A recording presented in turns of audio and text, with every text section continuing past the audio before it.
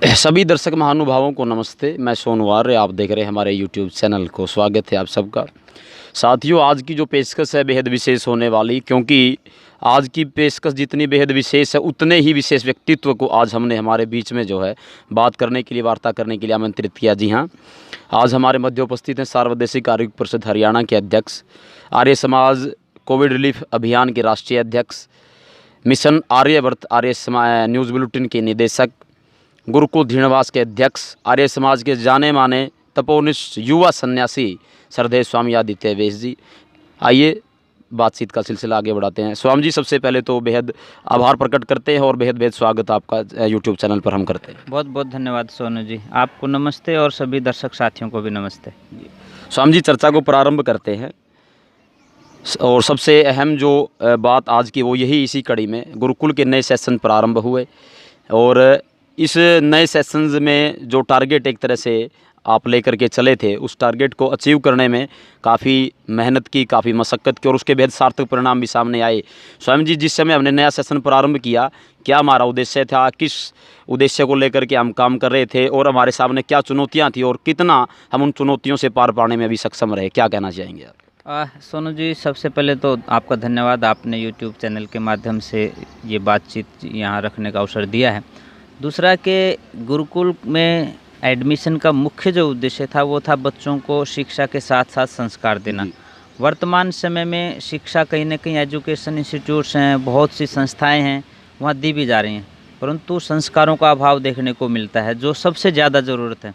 आज ही मैं कहीं पढ़ रहा था और बहुत सुंदर किसी ने लिखी थी कि आप अगर कॉन्वेंट स्कूलों में अपने बच्चों को पढ़ाएंगे तो वो बच्चे आपको वृद्धाश्रम में छोड़ करके आएंगे, और यदि आप गुरुकुल में बच्चों को पढ़ाएंगे तो गुरुकुल का विद्यार्थी आपको वृद्धाश्रम में नहीं छोड़ करके आएगा, बल्कि वृद्ध होने के बाद वो आपकी जो है घर में रह करके आपकी सेवा करेगा, आपकी शुश्रूषा करेगा और आपके जो है दिखाए मार्ग के ऊपर ही वो चलेगा, और वो ही कहीं ना कहीं मूल से जुड़ करके अपनी जो प्राचीन वैदिक संस्कृति है उसको धरोहर मान करके अपना जीवन यापन भी करेगा, समाज का एक प्रतिष्ठित जो है सदस्य भी बनेगा और अपने कुल का जो है नाम रोशन भी करेगा। तो इसलिए शिक्षा के साथ साथ संस्कार देना हमारा इस सेशन का कहिए या गुरुकुल का उद्देश्य है। जी, अच्छा स्वामी जी, आपसे ये भी जानना चाहेंगे, वर्तमान समय में हमारे गुरुकुल में वो विद्यार्थियों की संख्या कितनी है और हमारे यहाँ जो है किन किन जो मुख्य हमारी जो सुविधाएं हैं, गुरुकुल तो और भी चल रहे हैं, परंतु उन गुरुकुलों में और हमारे इस गुरुकुल में क्या विशेषता है, हम अंतर देखते हैं, ये भी ज़रूर आपसे जानना चाहेंगे।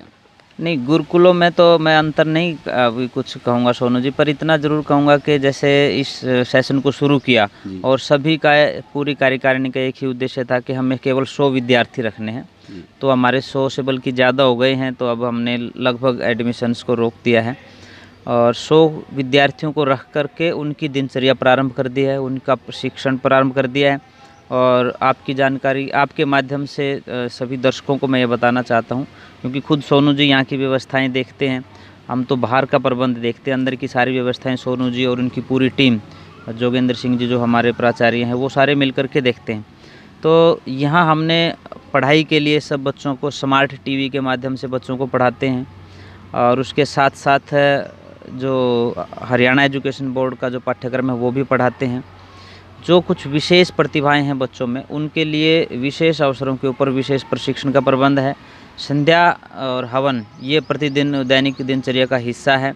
सुबह मेडिटेशन जो है बच्चों से करवाया जाता है, ये भी उनकी एक दिनचर्या का हिस्सा है। इसके अतिरिक्त जो हमारे जो आर्ट्स ग्रंथ हैं, चाहे वेद हैं या इससे संबंधित जो दूसरे ग्रंथ हैं, उनका भी बच्चों की योग्यता के अनुसार उनको प्रशिक्षण दिया जा रहा है। उद्देश्य इसके पीछे इतना ही है कि आधुनिक शिक्षा के माध्यम से जो आज कहीं ना कहीं जिसको कहते हैं कि नौकरी मिल जाए या ऐसे उसमें जो प्रयोग हो जाए, वो शिक्षा भी साथ ही साथ प्राचीन वैदिक संस्कृति को बचाने के लिए प्राचीन आर्ष ग्रंथों का स्वाध्याय, अध्ययन, अध्यापन उनका वो इस गुरुकुल में अभी प्रारंभ हो चुका है। पर एक थोड़ी सी दिक्कत यह है कि कुछ विद्यार्थी 1 महीना पहले आए हैं और कुछ विद्यार्थी 2 दिन 4 दिन पहले आए हुए हैं। इसमें थोड़ा सा हमें इस बच्चों में सामंजस्य बनाने में मेहनत तो करनी पड़ी, पर अब बिल्कुल ठीक हैं और व्यवस्थित हैं बच्चे। छोटे छोटे बच्चे भी सब अपने व्यक्तिगत कार्य बच्चे स्वयं करते हैं। व्यक्तिगत कार्य से मेरा मतलब है उनका अपना स्नान इत्यादि का है, अपने वस्त्र धोने का है, ये सब बच्चे स्वयं करते हैं।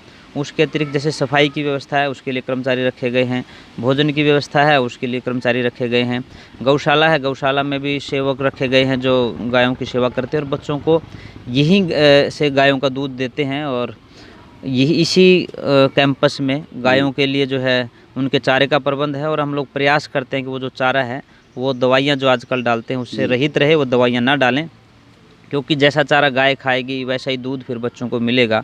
तो बच्चों के लिए सहज में जितना उपलब्ध हो सकता है, अभी 19 गाय गुरुकुल में हैं, तो उनसे जितना दूध उपलब्ध होता है वो बच्चों के लिए दैनिक यूज में हम लोग प्रयोग करते हैं, तो उसको बचाने का भी नहीं है।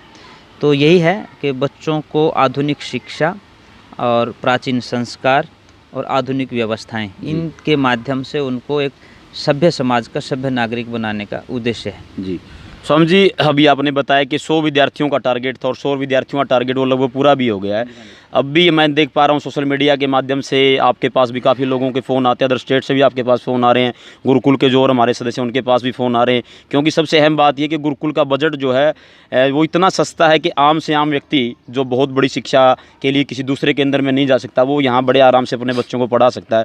तो जो माता पिता या अभिभावक रह गए और जो चाहते हैं कि उनके बच्चे इस गुरुकुल में आएँ और यहाँ पढ़े, क्या उन लोगों के लिए भी कुछ प्रावधान अभी यहाँ रखा गया है? वैसे सोनू जी, आपने जैसा कहा कि बहुत कम में और इतना खर्च है इस गुरुकुल के एक दिन का, जितना एक दिन में बच्चा कुरकुरे खा जाता है।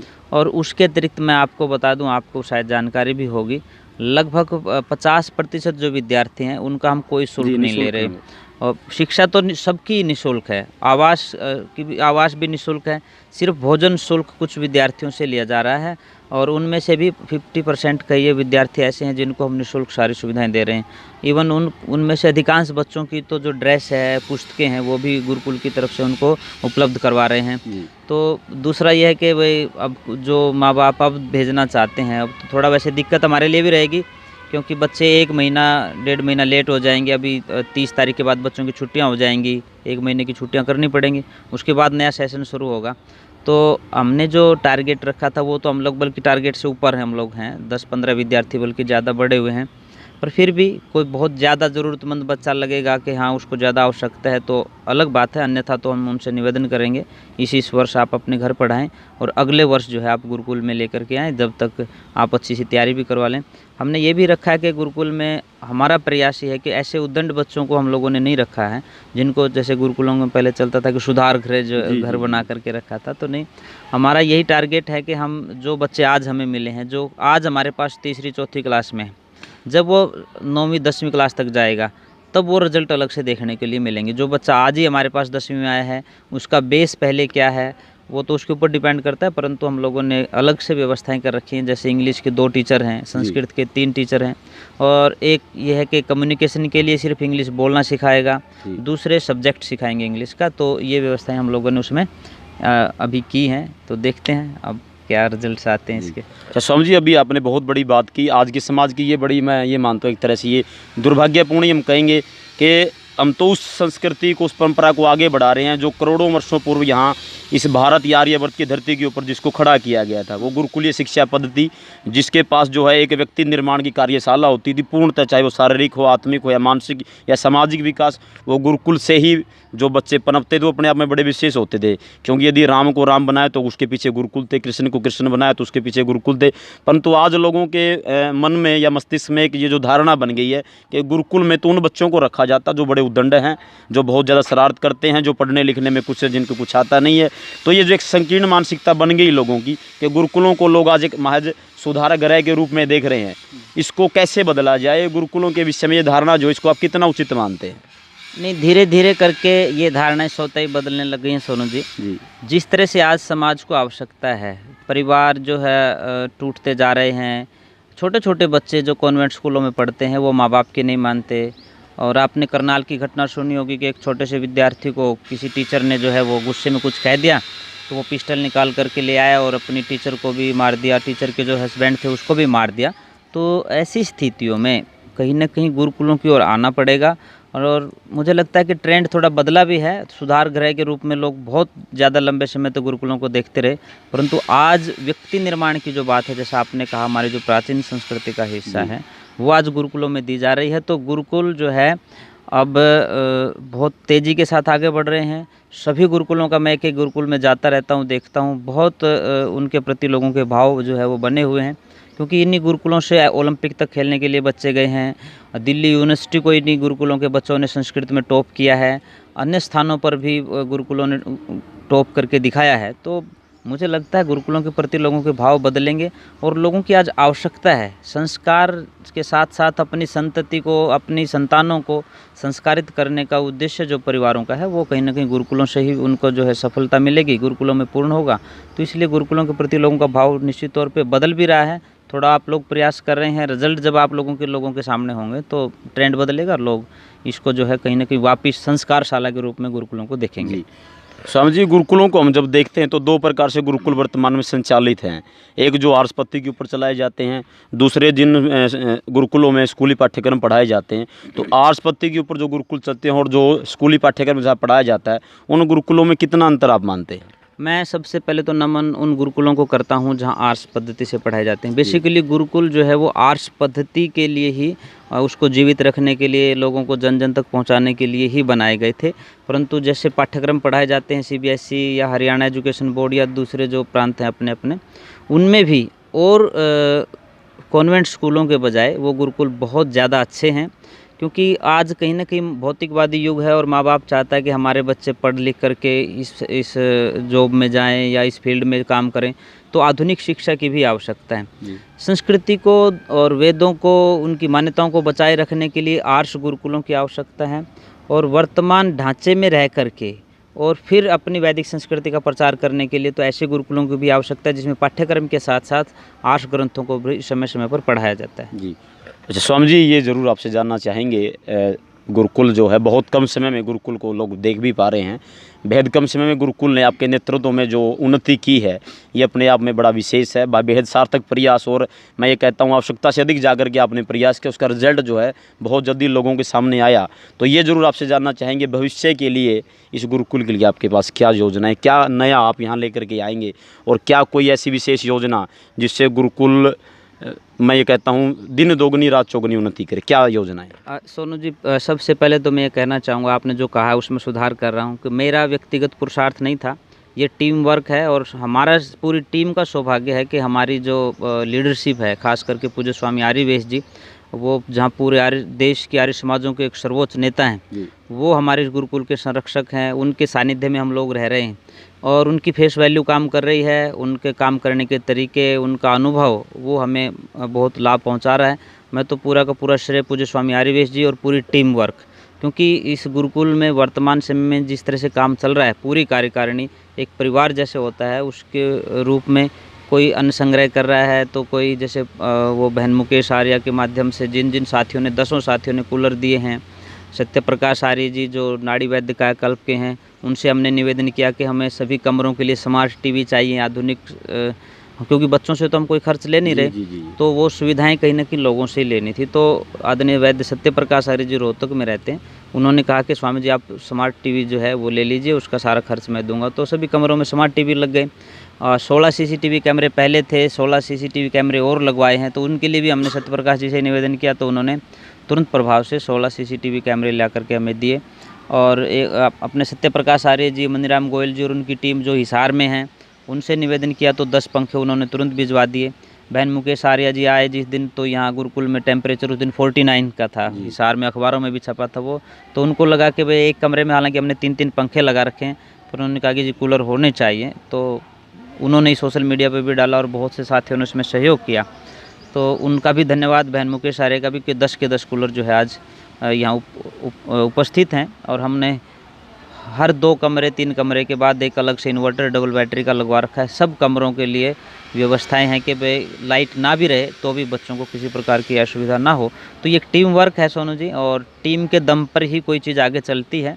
ये तो क्योंकि मेरा नाम प्रधान के रूप में है तो मुझे लोग ज़्यादा कह देते हैं, अन्यथा यहाँ सभी साथी बराबर हैं, सभी साथी बराबर पुरुषार्थ कर रहे हैं। कोई अन्न संग्रह में लगा हुआ है, कोई अन्य व्यवस्थाओं की सुविधाएं जुटाने में लगा हुआ है, कोई गायों की व्यवस्थाओं को ठीक करने में लगा हुआ है, गौशाला की व्यवस्थाओं को ठीक करने में लगा हुआ है। लोग अपने अपने तरीके से कहीं ना कहीं पुरुषार्थ और प्रयास कर रहे हैं।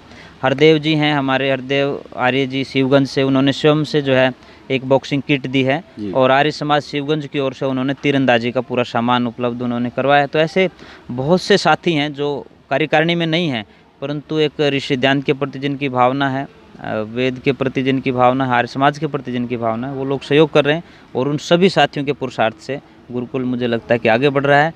और ये तो एक शुरुआती दौर है, ये तो आगाज़ है। जब तक परिणाम आएंगे तो मुझे लगता है कि बहुत सुंदर और अच्छे परिणाम जो है बच्चों के, चाहे आधुनिक शिक्षा के माध्यम से हों, प्राचीन जो हमारे ग्रंथ हैं उनके माध्यम से हों, तो मुझे लगता है कि सार्थक परिणाम आएंगे। जी स्वामी जी, चलते चलते एक आखिरी प्रश्न आपसे ज़रूर करना चाहेंगे। देश की वर्तमान व्यवस्था को यदि देखते हैं तो देश के पास लगभग 67% जो आबादी वो युवाओं की है। भारत पूरी दुनिया का सबसे युवा देश है।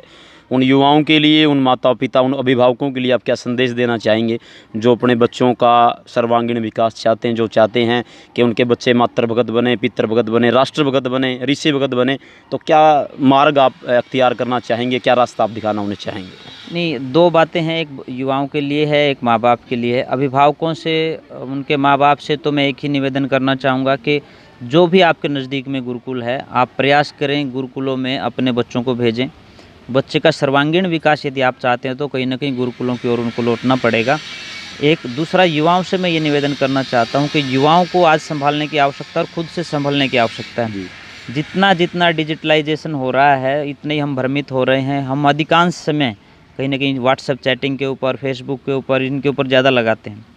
हम प्रयास करें कि हमने पढ़ने की आदत छोड़ दी है, कुछ न कुछ ज़रूर पढ़ें, चाहे 2 पेज पढ़ें, 4 पेज पढ़ें, और अच्छा हो ऐसे ग्रंथ पढ़ें, चाहे वेद है, सत्यार्थ प्रकाश है, ऋग्वेद आदि भाष्य भूमिका है, व्यवहार भानु है, गौ करुणा निधि है, महर्षि के जो ग्रंथ हैं उन ग्रंथों को पढ़ें, क्रांतिकारियों की जीवनियों को पढ़ें, हमारे जो खास करके आर्य समाज और आज़ादी का आंदोलन है उस इतिहास को पढ़ें।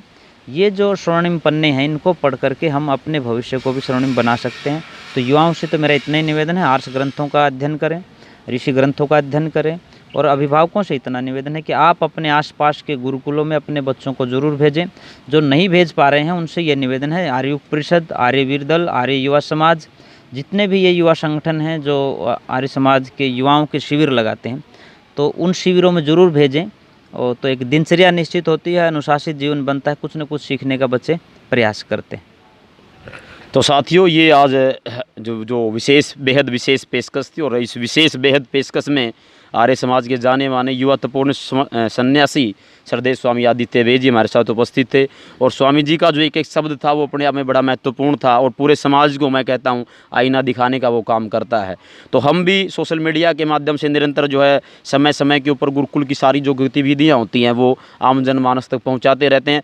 आज की फ़िलहाल इस कड़ी को हम यहीं समाप्त करते हैं। सभी दर्शक महानुभावों से हम निवेदन अवश्य करेंगे कि ज़्यादा से ज़्यादा इस वीडियो को आप लाइक भी करें, शेयर भी करें, ताकि ज़्यादा से ज़्यादा लोग इस वीडियो का लाभ ले सकें, और ज़्यादा से ज़्यादा जो युवा निर्माण का कार्य जो बेहद लंबे समय से आर्य समाज ने जो छेड़ रखा है उस कार्य को ज़्यादा से ज़्यादा तीव्र गति से हम आगे बढ़ा सके। स्वामी जी, आज की इस परिचर्चा में वार्तालाप करने के लिए, हमें मार्गदर्शन देने के लिए, हमसे गहन चर्चा करने के लिए आपका बहुत बहुत धन्यवाद। धन्यवाद सोनू जी, आपका भी धन्यवाद और सभी दर्शकों का भी धन्यवाद।